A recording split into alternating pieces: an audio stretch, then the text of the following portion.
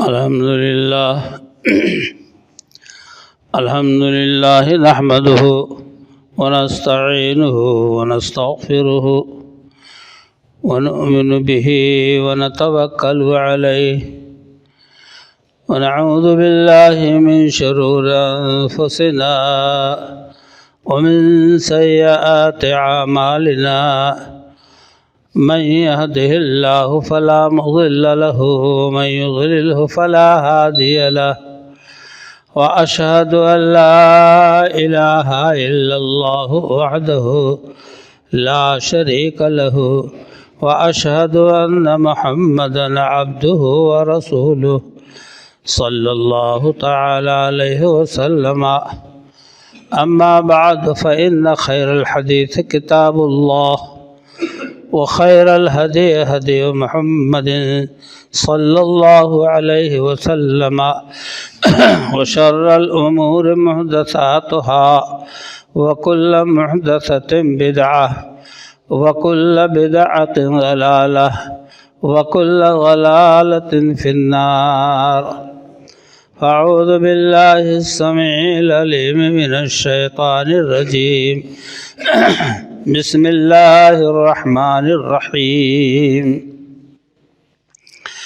قاف والقرآن المجيد بل عجبوا أن جاءهم منذر منهم فقال الكافرون هذا شيء عجيب أإذا متنا وكنا ترابا ذلك رجع بعيد قد علمنا ما تنقص الأرض منهم وعندنا كتاب حفيظ بل كذبوا بالحق لما جاءهم فهم في أمر مريج أفلم ينظروا إلى السماء فوقهم كيف بنيناها وزيناها وما لها من فروج والأرض مددناها وألقينا فيها رواسي وأنبتنا فيها من كل زوج بهيج تبصرة وذكرى لكل عبد منيب ونزلنا من السماء ماء مباركا فأنبتنا به جنات وحب الحصيد والنخل باسقات لها طلع نضيد رزقا للعباد وأحيينا به بلدة ميتا كذلك الخروج كذبت قبلهم قوم نوح وأصحاب الرس وثمود وعاد وفرعون وإخوان لوط وأصحاب الأيكة وقوم تبع كل كذب الرسل فحق وعيد أفأعينا بالخلق الأول بل هم في لبس من خلق جديد. قال الله تبارك وتعالى في مقام آخر سبحان الذي أسرى بعبده ليلا من المسجد الحرام إلى المسجد الأقصى الذي باركنا حوله لنريه من آياتنا إنه هو السميع البصير.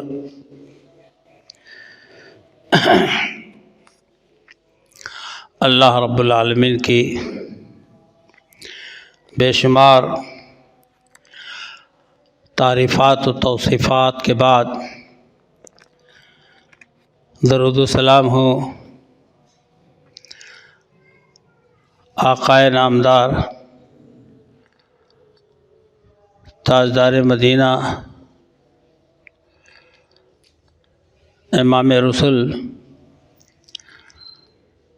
جناب محمد الرسول اللہ صلی اللہ علیہ وسلم کی ذات مبارکہ پر.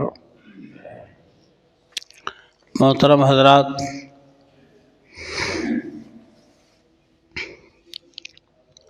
پندرہواں پارہ سورہ بنی اسرائیل کی پہلی آیت میں نے تلاوت کی ہے. جس کا تعلق نبی اکرم جناب محمد الرسول اللہ صلی اللہ علیہ وسلم کی معراج سے ہے۔ آپ صلی اللہ علیہ وسلم کو اللہ تعالیٰ نے وہ مرتبہ عطا فرمایا جو کسی نبی کو نہیں۔ سارے انبیاء کے درجات تمام رسولوں کے مناقب و مدارج یقیناً بہت بلند ہیں، لیکن جو مقام اللہ تعالیٰ نے آپ کو عطا کیا اس کی کوئی مثال نہیں ملتی ہے۔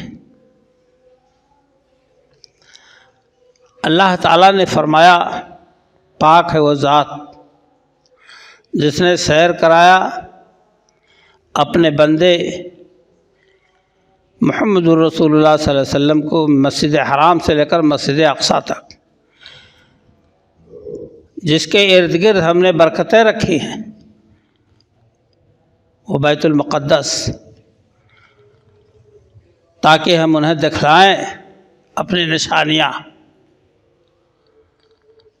اللہ کے حبیب جناب محمد الرسول اللہ صلی اللہ علیہ وسلم کی ذات سے اس ساری آیت جڑی ہوئی ہے اور آپ کے ارد گرد گھوم رہی ہے۔ لِنُرِيَهُ مِنْ آيَاتِنَا، ہم اپنی نشانیاں ان کو دکھائیں۔ إِنَّهُ هُوَ السَّمِيعُ الْبَصِيرُ، یقیناً اللہ تعالیٰ سننے والا اور دیکھنے والا ہے۔ سبحانہ کا لفظ کسی عظیم الشان مسئلے کے بیان کے وقت اللہ تعالیٰ ارشاد فرماتا ہے سبحان الذی سخر لنا ھذا، پاک ہے اللہ کی ذات جس نے ہمارے تابع کر دیا تمام سواریوں کو، چیزوں کو، لوہے لکڑ کو انسان بنا کر دوڑا رہا ہے، ریل کی شکل میں اڑا رہا ہے، جہاز کی شکل میں۔ کہ اللہ تعالیٰ نے انسان کو تسخیر کائنات کا درس دے دیا۔ سبحان الذی اسریٰ، حضور اکرم صلی اللہ علیہ وسلم فرماتے ہیں کہ مجھے آئے اور بلا کر لے گئے خانہ کعبہ کے قریب زمزم کے پاس، مجھے لٹایا گیا اور میرا سینہ چاک کیا گیا، ہمارے دل کو نکالا گیا، سونے کے تشت میں رکھ کر زمزم کے پانی سے دھلا گیا،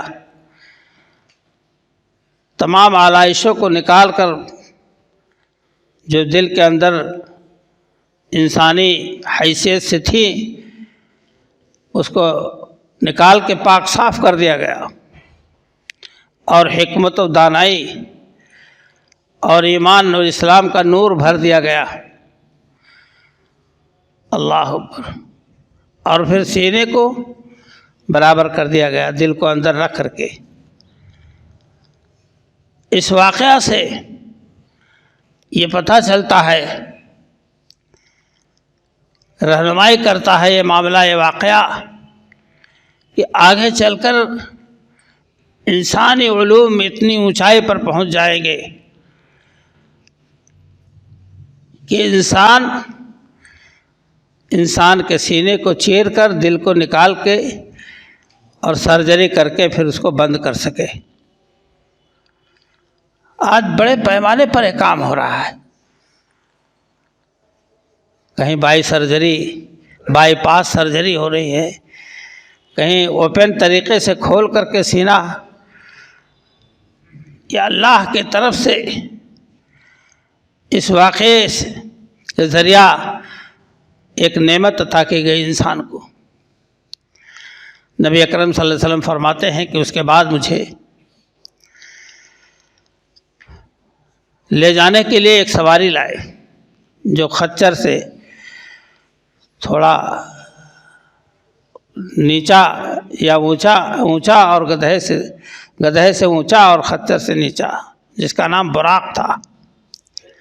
براق ہے برق سے، برق مانے بجلی جو آسمان میں چمکتی ہے۔ جب جبریل امین نے اس سے کہا گھوڑے کو، اس براق کو، کہ آپ کو سوار کر کے لے چلے، تو تھوڑا جسم ہلانے لگا، شوخی کرنے لگا۔ جبریل امین نے براق سے کہا تیرے اوپر وہ شخصیت سوار ہو رہی ہے جو آج تک ایسا کوئی انسان دنیا میں نہیں پیدا ہوا ہے۔ تو براق عرق عرق پسینہ پسینہ ہو گیا آپ کی عظمت اور عظمت شان سن کر کے۔ بہرحال جبریل امین ساتھ میں چلے، براق اڑا، چشمے زدن میں مسجد اقصی پہنچ گئے، بیت المقدس۔ اللہ تعالی نے فرمایا سبحان الذی اسری بعبدہ لیلا من المسجد الحرام، رات کے معمولی حصے میں، بہت تھوڑے 40 دن کے سفر کو سیکنڈوں میں چشمے زدن میں، لائٹ بجلی کیسے جو ہے آسمان میں چمکتی ہے ادھر سے ادھر، براق کی رفتار۔ اور اس کے بعد جب آپ تشریف فرما ہوئے تو انبیاء کی صفحہ لگی تھی، آدم سے لے کر عیسیٰ علیہ السلام تک تمام انبیاء سب بستہ تھے۔ آپ جب تشریف لے گئے مصلی کی جگہ خالی تھی، جبریل امین نے ہاتھ تھاما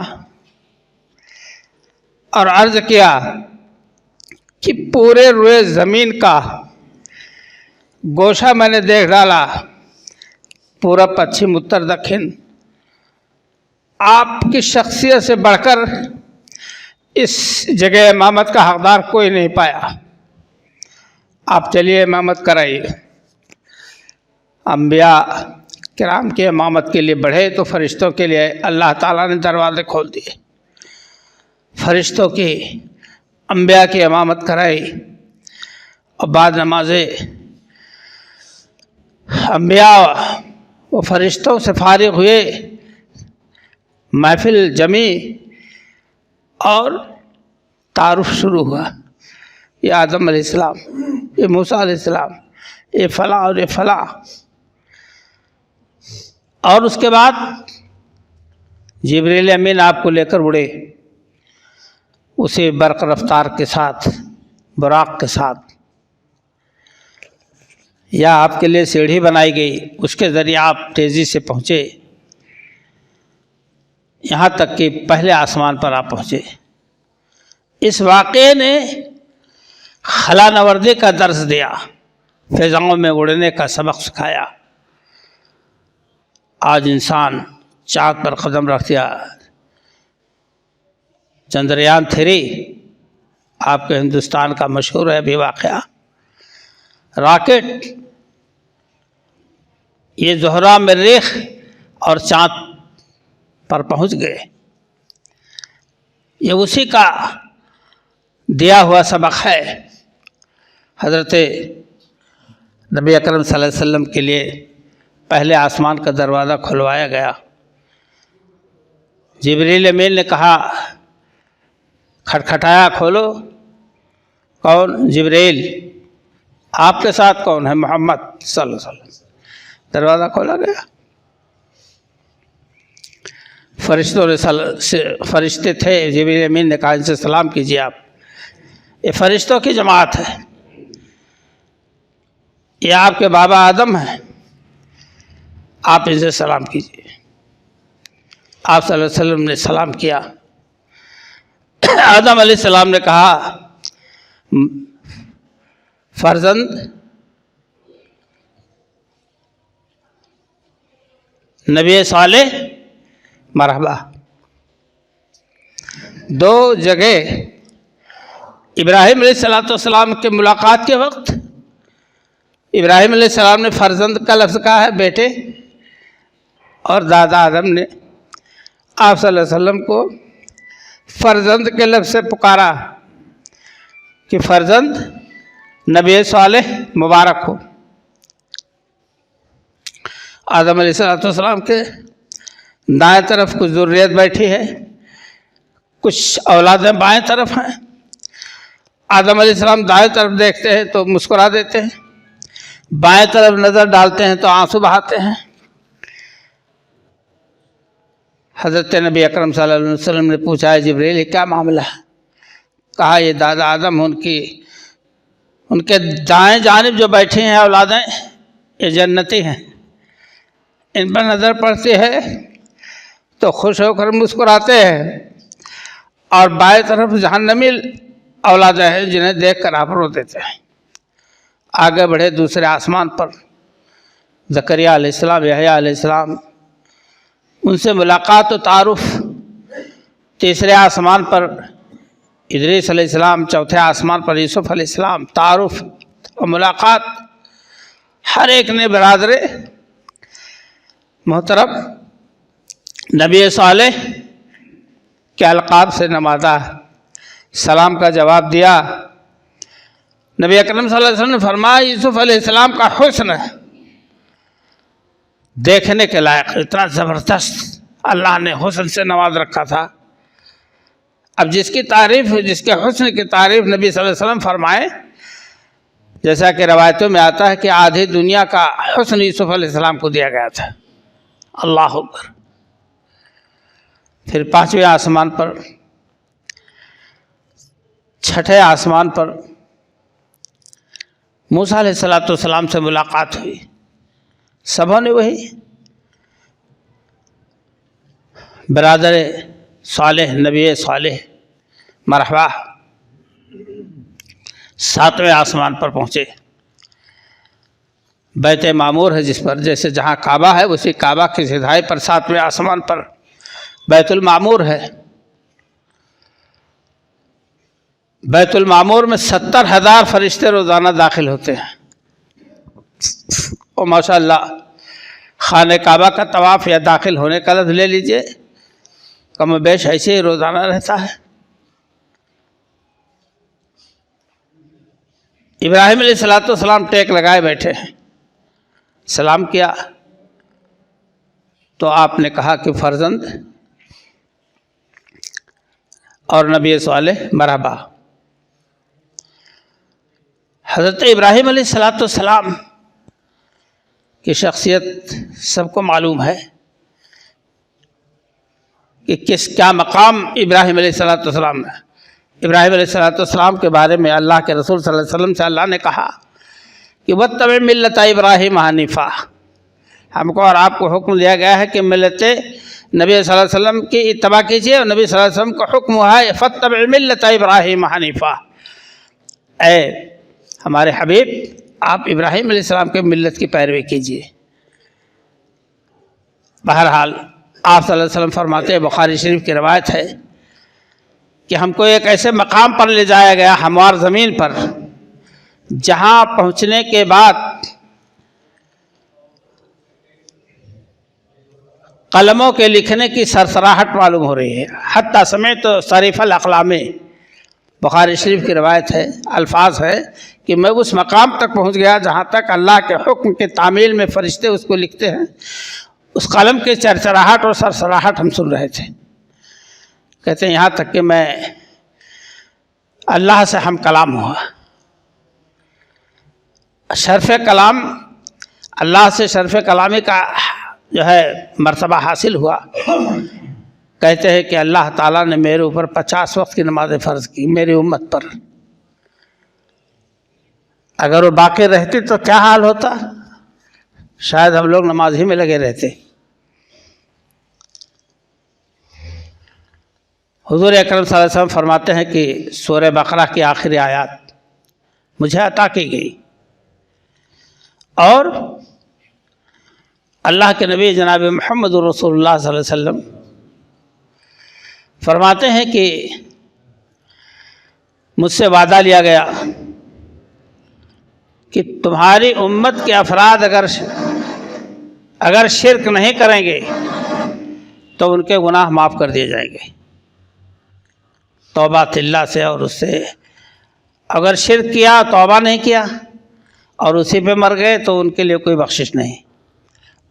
آپ صلی اللہ علیہ وسلم نے فرمایا کہ ایک عزت ہماری امت کو ہی ملی کہ میری امت کے افراد اگر گناہ کا ارادہ کر لیں تو لکھا نہیں جائے گا، اور اگر گناہ کر بیٹھے تو اس کے بدلے ایک غلطی کے بدلے ایک گناہ لکھا جائے گا، 10 اور 7 اور 8 اور 100 700 نہیں۔ امت کے افراد نیکی کا ارادہ کر لیں تو نیکی لکھ لی جائے گی، ایک نیکی، اور کر لیں گے تو 700 گنا اور اس سے بھی زیادہ جیسی نیکی ہو، اہمیت کے حامل ہو۔ میرے دوستوں اور بھائیوں، یہ مقام و مرتبہ آپ صلی اللہ علیہ وسلم جب اللہ کے قریب ہوئے، جیسا کہ لوگ کہتے ہیں کہ حضور صلی اللہ علیہ وسلم نے اللہ کو دیکھا ہے، ماں عائشہ رضی اللہ تعالیٰ عنہ سے ہی سوال کیا گیا تو ام المؤمنین ماں عائشہ رضی اللہ عنہ نے فرمایا اللہ کی ذات ہوا نور انا اراه، اور اللہ کی ذات نور ہے، اسے کون دیکھ سکتا ہے، کس کے بس کی بات ہے۔ جس نے یہ کہا اس نے نبی صلی اللہ علیہ وسلم پر جھوٹ کا الزام لگایا، اور جھوٹ کا الزام، بہتان، آپ جانتے ہیں کتنا بڑا سخت گناہ ہے۔ ہمارے یہاں ماحول میں بہت رائج ہے، لوگ جھوٹ بول کر کے دوسروں پر الزام لگا دیتے ہیں، بہتان لگا دیتے ہیں، زبان بہت نرم ہے، بول دیتے ہیں، انجام نہیں سوچتے کہ آخرت میں اس کا انجام کیا ہے۔ اللہ کے رسول جناب محمد رسول اللہ صلی اللہ علیہ وسلم فرمایا، اور میری امت کے افراد اگر نیکی کریں تو اس کا بہت کئی گنا ثواب ہے۔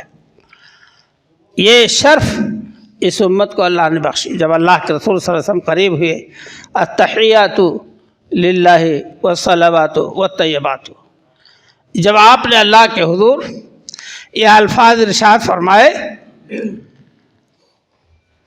تو اللہ نے کہا السلام علیکہ ایھا النبی و رحمۃ اللہ وبرکاتہ، اے نبی آپ پر سلامتی ہو،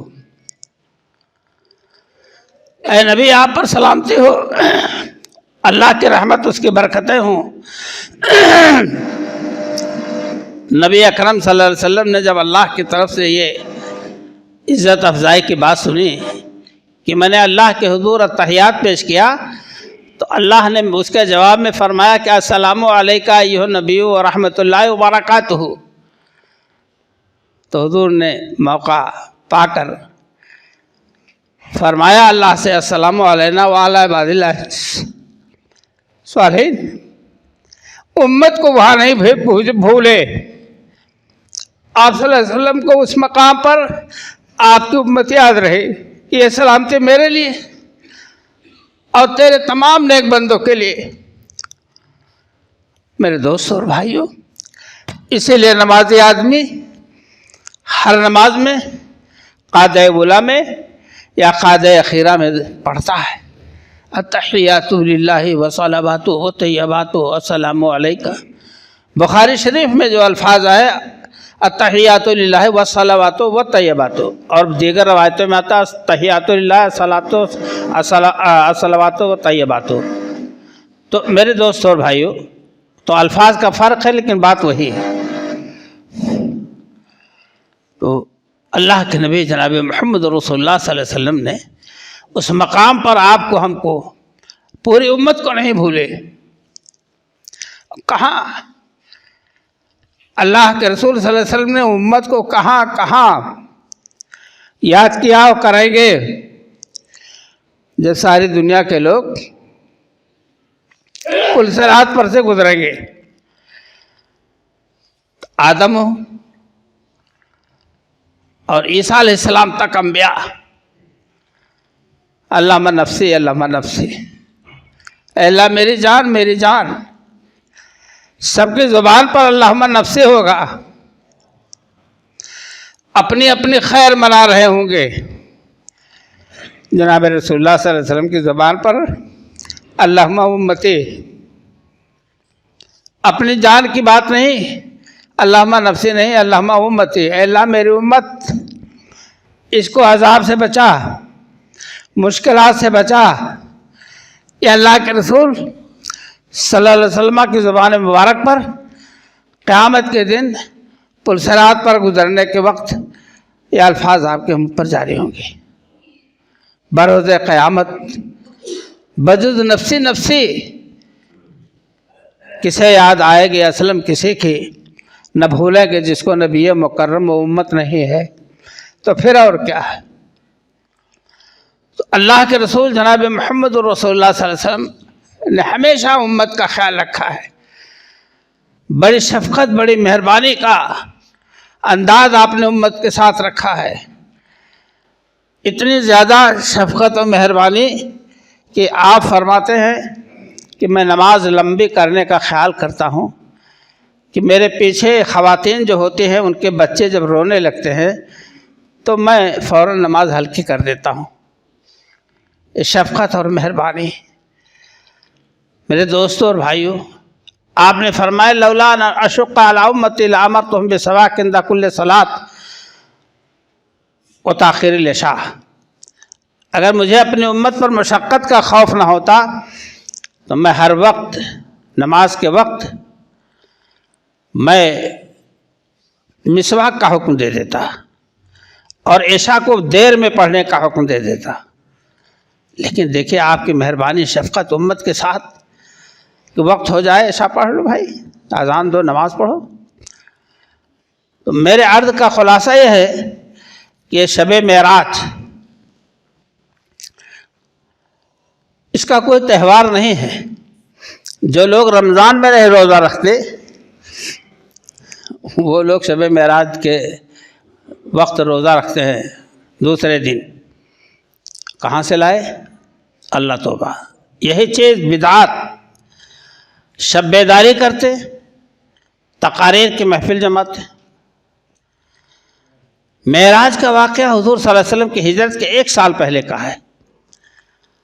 ربیع الاول کی 17 تاریخ تھی کہ 27، ایک روایت، ایک قول، دوسرے کے رجب کے 27 تاریخ تھی، اور بعضوں نے کہا کچھ اور باتیں اور مہینے اور اوقات بتائے۔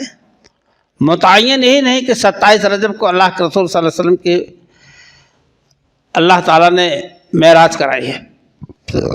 اس لیے باور طریقے سے، متیقن طریقے سے آپ 27 ہی کو مان لیں، یہ صحیح نہیں، اور مان بھی لیں تو اس کے لیے کوئی رت جگائی شب بیداری نہیں ہے، اس کے لیے کوئی روزہ نہیں ہے۔ ہر مہینے میں تو ایک تہوار رکھا ہوا ہے لوگوں کے یہاں، بناوٹی، مصنوعی، گڑھا ہوا، تیار کیا ہوا۔ سوچنے کا مقام ہے کہ ہمارے دین کا مسئلہ، ہمارے عقائد کا مسئلہ جس کا سر رشتہ قرآن اور حدیث سے ہے،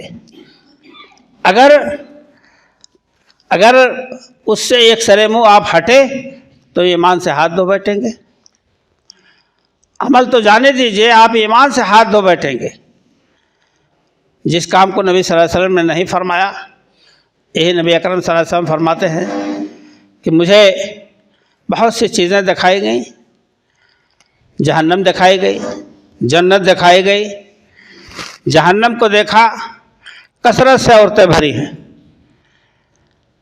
وجہ ناشکرا پنی، اور دوسروں پر لعنت۔ حضور صلی اللہ علیہ وسلم سے ام سلمہ رضی اللہ عنہ نے پوچھا تھا کہ اللہ کے رسول صلی اللہ علیہ وسلم، عورتیں جہنم میں کیوں جائیں گی کثرت سے زیادہ سے زیادہ؟ آپ نے فرمایا کہ تکفرن العشیرہ تکثرن اللعنہ، تم کثرت سے لعنت بھیجتی ہو، ذرا سا دماغ کے خلاف پڑا بس پھٹ سے گردان دیا لمبی بات، ایک اونچی بات کہہ دی، حیضہ نہیں پکڑ لیتا ان کو، 4 آدمی کاندھے میں نہیں چلے جاتے، دھس نہیں جاتے، مر نہیں جاتے، اور اپنے شوہروں کی ناشکرا پنی کرتی ہو۔ ناشکرا پنی بہت بری چیز ہے، ناشکرا پن بہت خراب عمل ہے، بہت خراب طریقہ ہے۔ آپ